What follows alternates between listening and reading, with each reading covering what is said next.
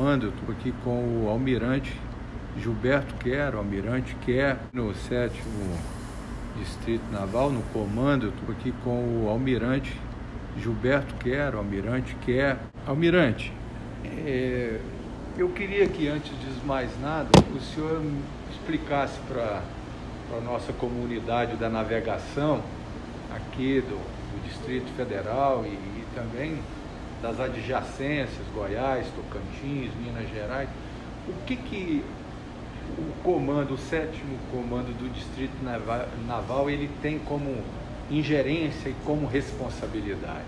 Certo. E seja bem-vindo, que o senhor está chegando agora aqui em Brasília, né? Vindo Sim. do Rio de Janeiro, Almirante. E nós, do mundo náutico, da navegação, desejamos um sucesso na gestão do senhor. Muito obrigado, muito obrigado. Bom, o Comando 7º Distrito Naval, ele tem a sua área de jurisdição compreendida pelos estados de Tocantins e Goiás e pelo Distrito Federal. Então, basicamente, é essa área, a abrangência da responsabilidade daquele que é o representante da autoridade marítima, né, que a gente chama de Comando Naval de Área, nesse comando aqui. Especificamente, nós temos aqui algumas organizações militares subordinadas ao comando do distrito, que compõem a estrutura que vai na linha de frente, né? Como, por exemplo, a Capitania Fluvial de Brasília, que cuida aqui de algumas áreas que a gente chama de polos de inspeção naval, a Capitania Fluvial Araguaia-Tocantins, o Grupamento de Fuzileiros Navais aqui de Brasília. Então, são organizações militares subordinadas que são o braço, né, de atuação do comando como um todo. Almirante, vou entrar aqui no mérito dessas questões relacionadas à fiscalização aquaviária. Sim. Nós temos visto que o Lago Corumbá, tem uma parte do Corumbá que é Goiás e uma parte é Brasília, Sim. Distrito Federal. E teve um aumento significativo no número de navegantes, ou seja, de embarcações, até porque a sua cercania está sendo muito urbanizada. E eu queria que o senhor me falasse assim, o que a Marinha do Brasil tem feito em relação, além de ter sentido esse aumento, qual é o projeto para ter uma segurança de navegação nesses locais que estão tendo esse incremento? Muito boa a sua pergunta.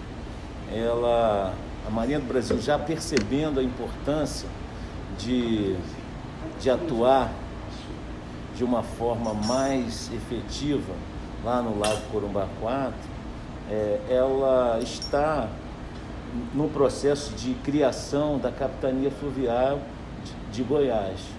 Ela está num processo que vai ser criada. Hoje nós estamos com um núcleo de implantação em Goiânia e ela vai ser criada no primeiro bimestre de 2021. Com isso, nós vamos ter especificamente polos de inspeção naval ligados ao estado de Goiás, que estão ali recebendo uma fiscalização maior lá, assim como você bem ressaltou, parte ainda do Lago do Corumbá ainda ficará na área de responsabilidade, alguns municípios ainda ficarão na área de responsabilidade da Capitania Fluvial de Brasília. Então nós estamos aumentando a nossa presença. O estado de Goiás era praticamente o único em que não havia uma organização militar da Marinha, que agora tem a Capitania Fluvial, e com isso fortalecendo as ações que nós precisamos como autoridade marítima. Correto. Almirante, nós estamos vivendo um processo climático mundial complexo. E no Brasil, obviamente, nós tivemos aí algumas situações em termos de queimada excessiva nos últimos anos e que pode contribuir para alterar ainda mais essa questão climática. E a estiagem tem sido prolongada, por exemplo, Brasília agora mesmo, que o senhor sabe, praticamente um planalto semiárido, e nesses últimos anos a estiagem ela deu uma aumentada. E esse período chuvoso agora mesmo que nós estamos vivendo, mês de novembro, dezembro, até março mais ou menos, o que a gente tem visto junto aos órgãos de meteorologia é que tem milimetricamente chovido menos.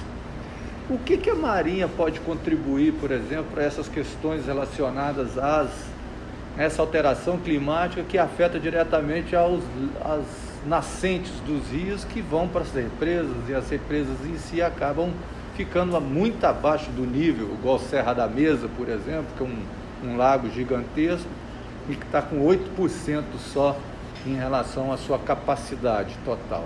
A Marinha poderia ter algum papel assim já que ela está ligada, como mesmo o senhor disse, né, nessa questão hídrica de espelho d'água, por exemplo, o senhor acha que poderia ter a Marinha contribuir junto com os outros órgãos, juntos num pool, para que esses estudos fossem feitos, para que no futuro nós não tenhamos aí uma Serra da Mesa, ou até mesmo um Corumbá-4 ou um Lago Paranoá seco?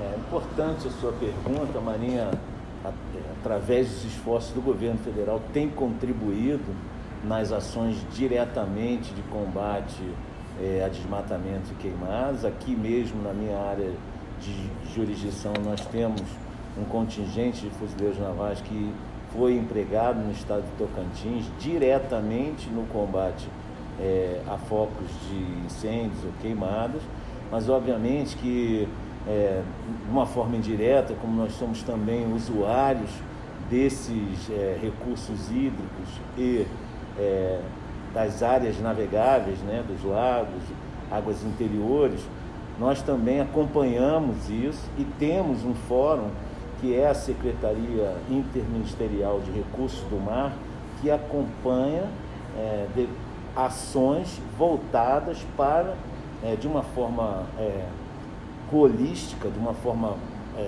conjunta com outros ministérios, encontrar soluções para esses problemas, né? Então existe também um fórum que é a CECIR, essa Secretaria Interministerial de Recursos do Mar. Correto. O Distrito Federal e Goiás somam a 4ª frota náutica em registro de embarcações na Capitania Fluvial aqui em Brasília, que essa é a informação que nós tivemos agora recentemente, com quase 55 mil embarcações registradas. Como para o senhor, isso demonstra uma força náutica nesses dois estados, e o que fazer para acompanhar com a estrutura este crescimento? O senhor já falou uma questão aí, mas eu gostaria que o senhor ressaltasse até essa questão de Goiás agora, que vai também fortalecer ainda mais o 7º Distrito Naval. Com certeza, além obviamente da Capitania Fluvial de Araguaia-Tocantins, no Tocantins nós temos aí a criação da Capitania Fluvial de Goiás, e vai somar esforços com a Capitania Fluvial de Brasília. Então nós teremos aí 3 capitanias na área de jurisdição do distrito, atuando principalmente nas ações de fiscalização, como eu disse, da lei da segurança do tráfego aquaviário, mas também em ações educativas, né, e fazendo toda sorte de ações, às vezes um mutirão ecológico. Ano passado nós tivemos regata ecológica, né, com a participação aí de diversas instituições civis e contribuindo naquele dia de limpeza mundial dos oceanos, contribuindo também para, de alguma maneira, chamar atenção para as ações que podem melhorar a qualidade dessas águas interiores, né? Então, a gente está sempre procurando melhorar a estrutura para melhor fiscalizar. Maravilha. Almirante, finalizando, eu até vou fazer uma pergunta fugindo um pouco a pauta das perguntas que eu já havia mandado para o senhor, se o senhor me permitir, mas ela é muito simples e me veio à cabeça agora pela responsabilidade da segurança, né, da navegação, da poluição, a questão hídrica, né, meio ambiental. Comandante, aumentou muito o número de embarcações comerciais no Lago Paranoá, muitíssimo nos últimos anos. Como o senhor vê hoje esse aumento, esse incremento Ou seja, o lago acaba ficando ali, embarcações de recreio, embarcações miúdas, o banhista, a pessoa que faz a sua recreação através da prancha de stand-up paddle, o outro da prancha de windsurf, skysurf, enfim, toda esse bolo de diversidade navegando no lago hoje. Olha, se eu ver, não existe existe as raias definidas pelo governo, mas não existe as boias de flutuação que sinalizam esses locais. Por exemplo, o banhista, às vezes, ele acaba saindo do canto dele e avança para cima onde tem o eixo de navegação com motores de embarcações grandes, até não só as miúdas, de propulsão a motor e etc. E depois a mesma coisa é o praticante de caiaquismo, de stand-up paddle e etc. Quer dizer, como é que o senhor acha que o governo do Distrito Federal tem a responsabilidade não só de fazer a marcação das praias, igual eles fizeram a marcação, aqui pode nadar, a área de banhista, a área para praticante de stand-up paddle, mas o senhor não acha que a 100 metros, por exemplo, que é o limite máximo que pode aproximar uma embarcação, como é que nós vamos saber o que é 100 metros dentro de uma razão de visibilidade? Sim. Eu queria, porque nem todo mundo tem essa noção. O senhor concorda comigo? Eu posso saber o que significa mais ou menos 100 metros. E o senhor, principalmente, o senhor tem essa noção, porque o senhor sabe o que significa um navio gigantesco. O senhor já navegou nesses oceanos mundo afora. Mas muitos não têm, comandante. Isso não é perigoso?